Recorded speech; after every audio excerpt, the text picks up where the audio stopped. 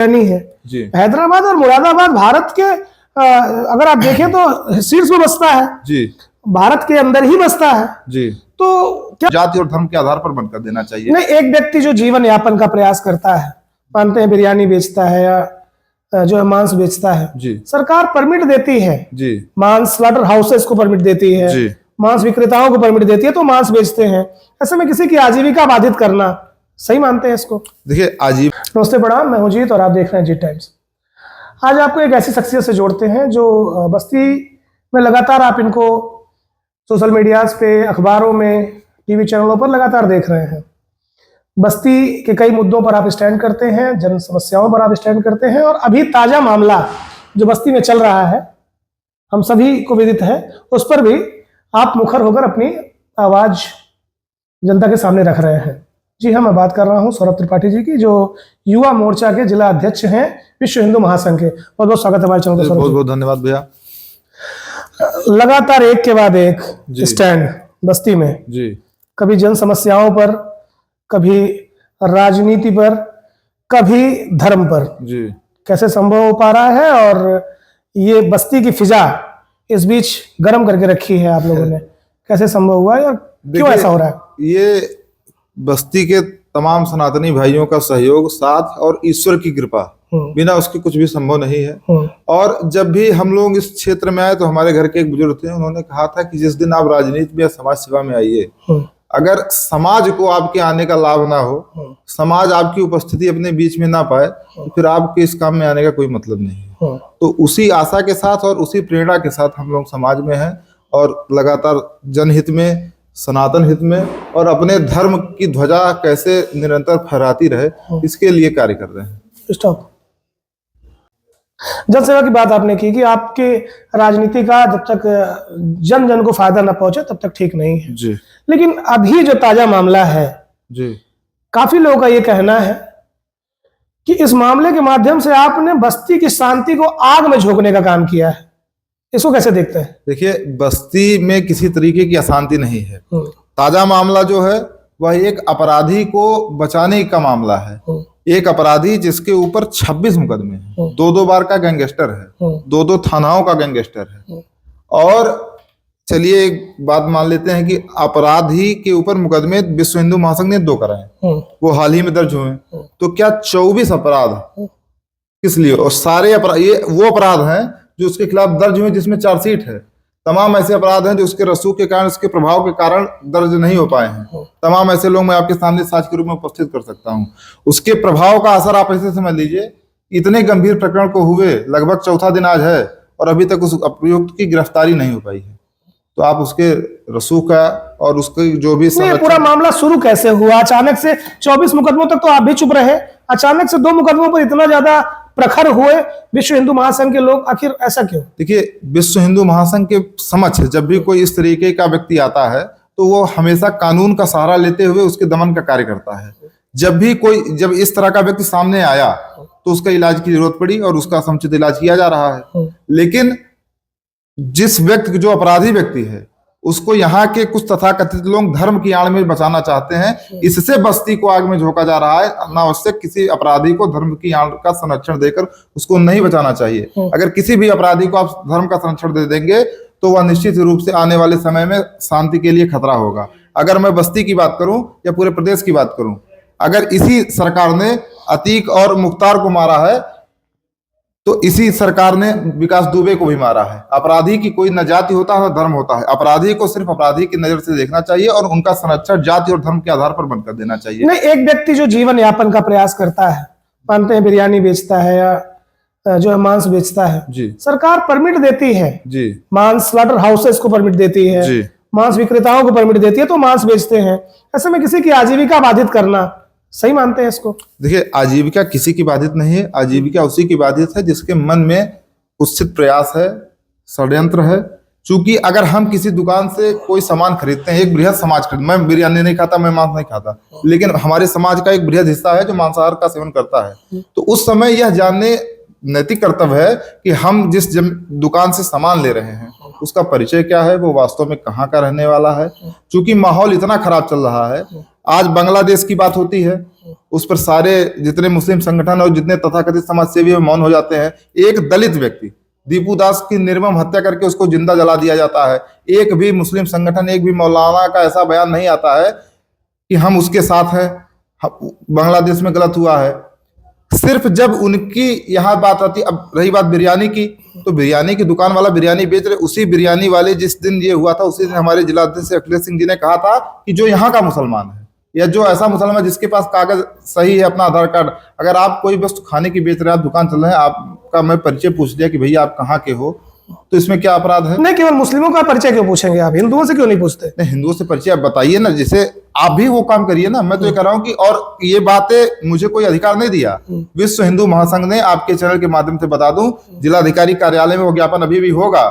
1 हफ्ते का टाइम देकर विश्व हिंदू महासंघ ने जिलाधिकारी महोदया को अवगत कराया था कि तमाम ऐसी चीजें आ गई हैं कि जिससे जो है अशांति का खतरा है और देश विरोधी ताकतें पांव पसार रही हैं, इसलिए उनकी जांच जरूरी है। नहीं, हैदराबादी बिरयानी है जी, मुरादाबादी बिरयानी है जी। हैदराबाद और मुरादाबाद भारत के अगर आप देखें तो शीर्ष में बसता है जी, भारत के अंदर ही बसता है जी। तो क्या प्रॉब्लम है मुरादाबाद और हैदराबाद की बिरयानी से? कोई बिरयानी, किसी ना बिरयानी की दुकान से प्रॉब्लम, ना हैदराबादी मुरादाबादी से प्रॉब्लम है। प्रॉब्लम वो है कि जो अपनी पहचान छुपाकर, अभी पहचान छुपाने का मामला सबसे ज्यादा लव जिहाद में आता है। अगर आप सही हो तो आपको पहचान छुपाने की क्या जरूरत है? आप अपने नाम पर अपनी व्यवस्था के अनुसार कि हाँ हम फलाने हैं, ये मेरी आईडी है, मैं अपना काम कर रहा हूँ, कोई आपत्ति नहीं है। उसी में एक आलम बिरयानी वाले थे, उनको कहा, उन्होंने कहा कि भैया मैं बस्ती का हूँ, मेरा ये है। उनको पूरा विश्व हिंदू महासंघ परिवार संरक्षण दिया कि भाई आप अपने हैं और आपको कोई दिक्कत होगी तो विश्व हिंदू महासंघ आपके साथ खड़ा है, आपके साथ किसी तरीके का अन्याय नहीं होने पाएगा। चूंकि लव जिहाद ऐसे तमाम ऐसे मामले हैं जिसमें देश विरोधी तत्व जो है वो धर्म का आड़ ले लेते हैं जब फंसते हैं, और जब नहीं तो अपनी आईडी छुपा कर तमाम बहन बेटियों के साथ व्यवहार करते हैं, उनको उनका जीवन बर्बाद कर देते हैं। कुछ लोगों का मानना ये भी है, और कमेंट्स में भी आप पढ़ सकते हैं कि आप और आपका दल कौन होते हैं, ये बात जांचने वाले कि दुकान किसकी है, उसकी आईडी कार्ड है कि नहीं है। देखिए, हम कौन है? हम भारत के नागरिक हैं। प्रत्येक भारतीय का यह कर्तव्य है कि इस बात को समझे। चूंकि अभी हाल ही में जब कांवड़ यात्रा थी तो इसी सरकार ने एक स्पष्ट आदेश जारी किया था कि जो भी दुकानदार दुकान खोलेंगे वो अपना ओरिजिनल नाम लिखकर प्रसारित करेंगे और अपनी आईडी अपने पास रखेंगे। अगर कोई भी व्यक्ति जांच करता है या कोई व्यक्ति उनकी दुकान पर जाता है तो आप उसको बता सकें। और उसके अनुसार जो भी व्यक्ति थे उन्होंने अपना बाकायदे नेम प्लेट लगाई थी। नेम प्लेट का भी मुद्दा बड़ा था। अगर हमको आपकी दुकान से कोई सामान खरीदना है तो हम क्यों नहीं जानेंगे कि आपका असली नाम क्या है? आपको बिरयानी खरीदने गए थे आप? नहीं, मैं नहीं गया था। एक तमाम शिकायत के बाद ये बात हुई थी। मैं तो स्पष्ट रूप से मैं कोई बिरयानी न खाता हूँ, न मांसाहार का सेवन करता हूँ, लेकिन जो एक बहुसंख्यक समाज उसका सेवन करता है उसकी बात मैं कर रहा हूँ। और आप हैदराबादी, मुगलबादी और जो भी लिखते हैं उससे हम ये कैसे चिन्हित करेंगे कि आप कौन है? हैदराबादी हो चाहे लखनऊ की हो, कहीं की हो, वो आपकी आईडी नहीं है। आपकी अपनी आईडी है, आपका नाम है, आपकी एक पहचान है। आप एक माँ बाप ने आपको जन्म दिया होगा, आपका एक गली मोहल्ला पता होगा, उस आईडी के साथ आप काम करिए और खुलेआम काम करिए। आपको कोई परेशान नहीं कर सकता, ना कोई रोक सकता है। आप स्वतंत्र रूप से अपना काम करिए, लेकिन अपनी पहचान छिपा कर ऐसी क्या मजबूरी, ऐसा कौन सा काम आप करते हैं कि आपको अपनी पहचान छिपाने की जरूरत पड़ती है? आपकी पहचान पूछने पर आप आक्रोशित हो जाते हैं। अजफरुल हक प्रिंस ने ये बात कही थी अपने लाइव में जी कि केवल मुस्लिमों को टारगेट करने का काम विश्व हिंदू महासंघ कर रहा है। जी, कैसे देखते हैं इसको? बिल्कुल भ्रामक और तथ्यहीन बात है ये। क्योंकि अगर सिर्फ मुस्लिम, मैं आपके चैनल के माध्यम से तमाम मुसलमान भाई देख रहे होंगे, या बस्ती प्रसाद पूरे जिले की बात मैं कर रहा हूँ, एक सिंगल मुसलमान आप लाकर खड़ा कर दीजिए कि विश्व हिंदू महासंघ द्वारा या विश्व हिंदू महासंघ के किसी भी पदाधिकारी या कार्यकर्ता के द्वारा मेरा अनैतिक शोषण किया गया है या जो वसूली का आरोप लगता है, एक भी मुसलमान आप लाकर बस्ती जनपद का खड़ा कर दीजिए कि विश्व हिंदू महासंघ के किसी भी पदाधिकारी या कार्यकर्ता ने उससे कहीं भी 1 रुपए का लाभ लिया हो या 1 रुपया लिया हो या किसी भी रूप में लिया हो, तो मैं पैर पकड़कर माफी मांगने को तैयार हूं।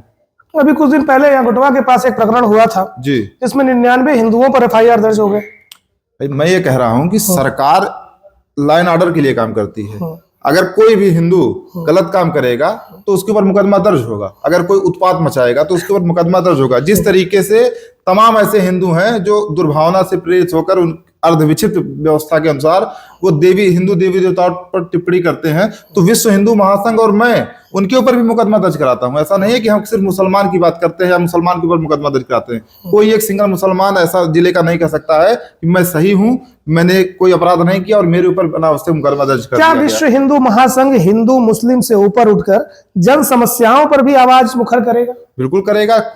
तमाम ऐसी जन समस्याएं हैं, जैसे सड़क है, बिजली है, पानी है, जिला अस्पताल की तमाम समस्याओं को मैंने कराया। और जो भी जैसे जितनी सड़कें बन गई, जिला अस्पताल में सीटी स्कैन खराब था वो मैंने शुरू कराया, डिजिटल एक्सरे और अल्ट्रासाउंड मेरी देने जिला कार्डियोलॉजिस्ट न जाने कब से जो है इस जिले के सरकारी महकमों में नहीं है, इस पर आप कभी मुखर नहीं हुए? नहीं, मुखर हुआ हूं। मैं आपको दिखा दूंगा अभी, मैं आप इस वीडियो में स्क्रीनशॉट लगा सकते हैं तो भी लगा देंगे, मैं आपको पूरा दिखा दूंगा। एक मेरा पत्र है, उसपे पूरा डिटेल है। लेकिन मेरी जो पहुंच है इस जिले के अनुसार, इस जिले में अगर कोई, मैं बाकी के लिए पत्र लिख सकता हूं या यहाँ की जो व्यवस्था है उनसे एक डिमांड वहां निदेशालय में भिजवा सकता हूं, बाकी ये काम सरकार का है। लेकिन हमारे प्रयास में कोई कमी नहीं कि हम जनपद की किसी भी व्यवस्था के लिए और सुचारू कानून व्यवस्था के लिए कोई भी ऐसा काम ना करें जो हमसे संभव हो।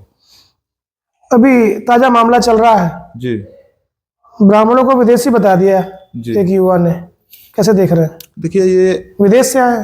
पूरी तरीके से अर्धविक्षिप्त मानसिकता की बात है। हाँ। अब उनकी आप बात सुनिए, वो डीएनए की जांच करते हैं, अगर उनसे डीएनए का फुल फॉर्म पूछ ले तो नहीं बता पाएंगे। और मुझे तो यह एक बड़ी साजिश का हिस्सा लगता है कि जिस समय एक अपराधी को बचाने के लिए तमाम हिंदू संगठनों के विरोध में तमाम मुस्लिम और तमाम मुस्लिम संगठन आ गए और जिले के तमाम समाज सेवी जिले में शांति व्यवस्था की बात कर रहे थे, उसमें ब्राह्मण कहां से दोषी हो गया कि ये वहां से कूद पड़े। तो ये पूरा एक चैनल है जो, चूंकि ब्राह्मण सनातन की आत्मा की तरह काम करता है, सनातन की रीढ़ है, ब्राह्मण ने हमेशा सनातन को सजोने और बचाने का कार्य किया है। तो उन पर हमला करके, उन पर मर्यादित टिप्पणी करके एक माहौल ऐसा खराब कर दिया जाए कि जहां एक अपराधी को जो दंड मिलना है वो उससे थोड़ा सा बच सके या उसके ऊपर ध्यान लोगों को कम जाए, एक नया मामला शुरू कर दिया जाए। और रही बात ऐसे दो कौड़ी के आदमी, इनकी चर्चा करना भी सामाजिक उचित नहीं है। और आज कई संगठन एक साथ होकर आए कि ये सनातन को कमजोर करने का प्रयास है, कुत्सित प्रयास है, इसलिए उनके ऊपर आज कोतवाली बस्ती में तहरीर देकर मुकदमा पंजीकृत करा दिया गया सुसंगत धाराओं में, और उनका समुचित इलाज होगा। और भविष्य में आपके वीडियो के माध्यम से ये चेतावनी भी समझ लें कि कोई भी व्यक्ति, चाहे मैं हूं या कोई भी हो, किसी भी व्यक्ति को किसी भी जात या धर्म पर टिप्पणी करने का कोई अधिकार नहीं है। अगर आप किसी का सम्मान नहीं कर सकते हैं तो अपमान करने का भी अधिकार किसी को नहीं है। और जो भी ऐसा करेगा, समाज तो उसको सजा देगा ही, कानून भी पूरी तत्परता के साथ सजा देगा उनको। तो माना जाए कि ये जो मामला पीछे चल रहा था अजफरुल हक प्रिंस का, जी, इस पर अभी आप और एक्टिवेट मोड में रहेंगे? मैं क्या एक्टिवेट, भाई 26 मुकदमे उनके ऊपर हैं, दो गैंगस्टर हैं। तो ये तो प्रशासन की, मेरा जो काम है, जो विश्व हिंदू महासंघ का काम है, वो कोई भी मामला प्रशासन के संज्ञान में लाना है। सुसंगत धाराओं में तहरीर के अनुसार प्रशासन ने मुकदमा दर्ज कर लिया है। एक बहुत जो है साफ तौर पर उन्होंने कहा है कि अगर इस पूरे मामले में मेरी कहीं भी संलिप्तता मिलती है तो मुझे फांसी लगा दी जाए। आपको नहीं लगता कि अगर कहीं संलिप्तता होती तो व्यक्ति ऐसा नहीं कहता? अच्छा, ये बता दें, पुलिस ट्रायल में जब अपराधी आता है तो वही अपराधी कोर्ट में जाकर कहता है पुलिस ने मेरा फर्जी बयान ले लिया, मैं दोषी नहीं हूं। तमाम ऐसे मामले हैं, तमाम क्या, हमको लगता है कि सभी ऐसे मामले हैं जिसमें आरोपी स्वयं कोर्ट में जाके सरेंडर करता है, कोर्ट में वो भी कहता है कि मैं बेकसूर हूं। ये किसी को कसूर या बेकसूर, जो व्यक्ति पीड़ित है, जिस व्यक्ति ने मार खाया, वो व्यक्ति अपनी तहरीर के अनुसार मुकदमा, अपनी तहरीर दिया, घटना के अनुसार तहरीर दिया, तहरीर के अनुसार मुकदमा पंजीकृत हुआ। अब ये हम और आप नहीं डिसाइड कर सकते कि कौन व्यक्ति दोषी है, कौन व्यक्ति दोषी नहीं है। ये पुलिस विवेचना का विषय है और पुलिस इतनी सक्षम है, पुलिस के पास इतनी व्यवस्था है कि वह दूध का दूध और पानी का पानी कर सकती है। तो हम सभी को थोड़ा संयम रखना चाहिए और बिना पुलिसिया कार्यवाही के किसी को दोषी बना देना है, दोष मुक्त कर देना। क्योंकि अगर किसी व्यक्ति के ऊपर एफआईआर दर्ज हुई है तो वो दोषी है, तभी उसका ऊपर मुकदमा पंजीकृत हुआ है। तो अगर आप दोषी नहीं हैं तो आप खुलकर उस चीज का सामना करिए, अपना वो सबूत दीजिए कि भाई मैं दोषी नहीं हूं, मेरी संलिप्तता नहीं है। लेकिन आप तो बौखला गए, जैसे किसी कहा जाता है कि चोर की दाढ़ी में तिनका, अगर आप पर मुकदमा दर्ज हो गया तो आप किसी की माफ नहीं। वो 25 लोगों को मसलने वाली जो बात थी, उनका ये कहना है कि मेरी वीडियो को क्रॉप करके बहुत छोटा सा हिस्सा दिखाया गया और लोगों को गुमराह किया गया। मैंने ऐसा बिल्कुल नहीं कहा था कि 25 जो है हिंदू है या क्या है। उन्होंने केवल ये कहा 25 लोग हो इस दल से जुड़े हुए, उनको मसल दिया जाएगा। मैं कह रहा हूं कि 1 सेकंड की भी बात हो तो मसलने की बात तो आपने की ना, क्योंकि क्या हिंदू गाजर मूली है कि आप काट दीजिएगा? देखिए, इस देश में कई बार ऐसा हुआ है कि हिंदू अपनी आवाज को ठीक तरीके से उठा नहीं पाया है, लेकिन वर्तमान में चूंकि पूरे विश्व में पूरी हिंदू की संस्कृति और सनातन संस्कृति पर खतरा है। आप गाजा पर कोई हमला होगा तो आप छाती पीटने लगोगे, बांग्लादेश में एक दलित मार उठेगा तो उसके लिए आपका मुंह नहीं खुलेगा। आप वही चीज हिंदुस्तान में भी चाहते हो, उत्तर प्रदेश में भी चाहते हो। आप बता दें कि मैं दावे के साथ कहता हूं कि जितना सुखी और जितना सुरक्षित मुसलमान भारत में है, पूरे विश्व में कहीं नहीं है।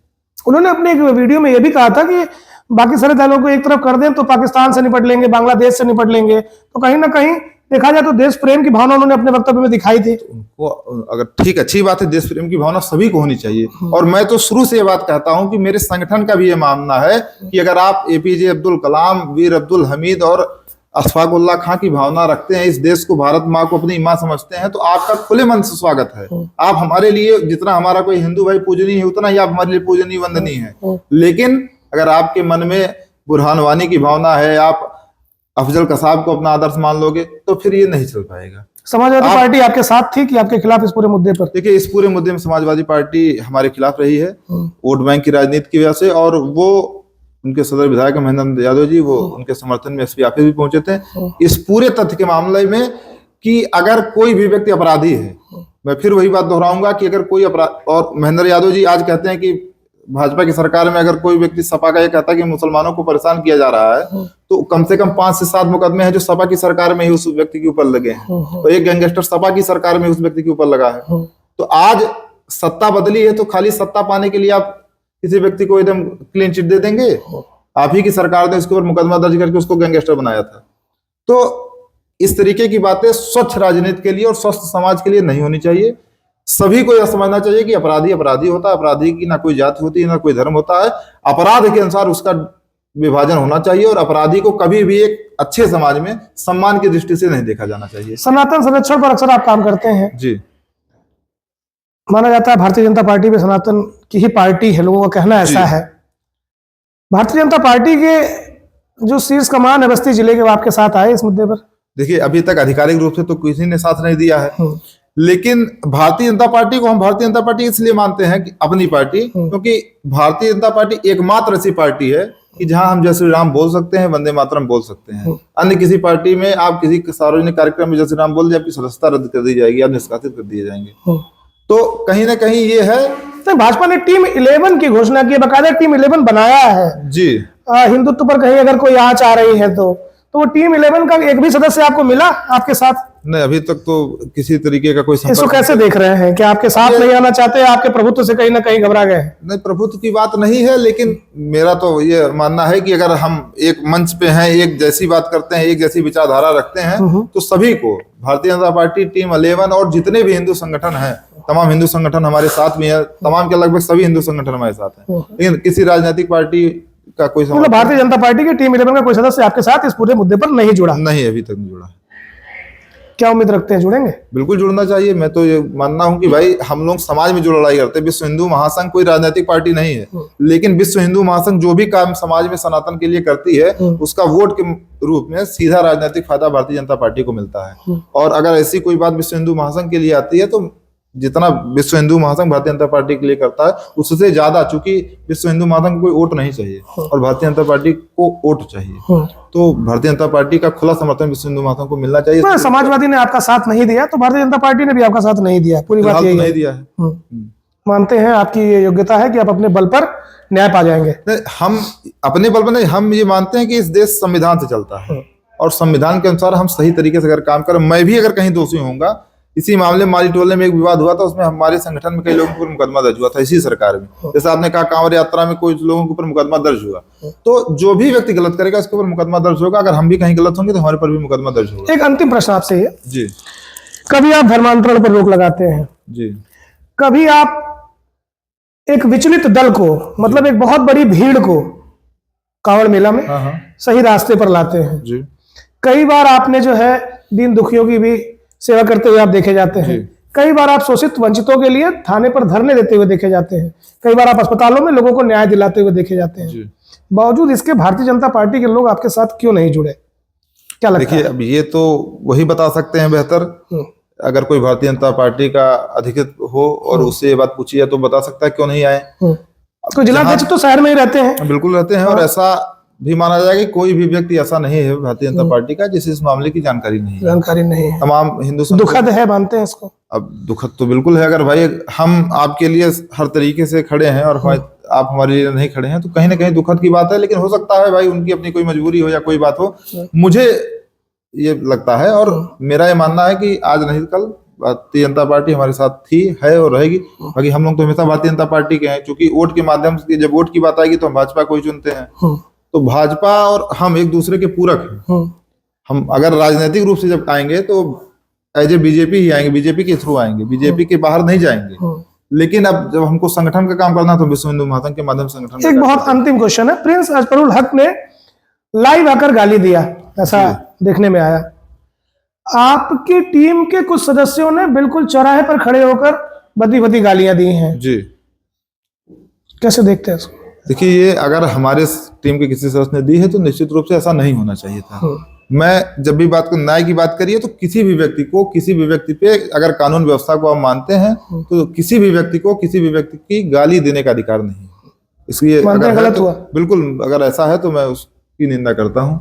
बहुत बहुत धन्यवाद सौरभ जी हमसे जुड़ने के लिए। तो ये थे युवा मोर्चा के जिला अध्यक्ष विश्व हिंदू महासंघ के सौरभ त्रिपाठी जी, जो अपनी बातों को बहुत साफगोई से रख रहे थे और जो ताजा मामला है उस पर इनके विचारों को जानने का प्रयास किया हम लोगों ने। जल्द ही ऐसी जरूरी खबरों के साथ मैं फिर से हाजिर होऊंगा। तब तक के लिए नमस्कार।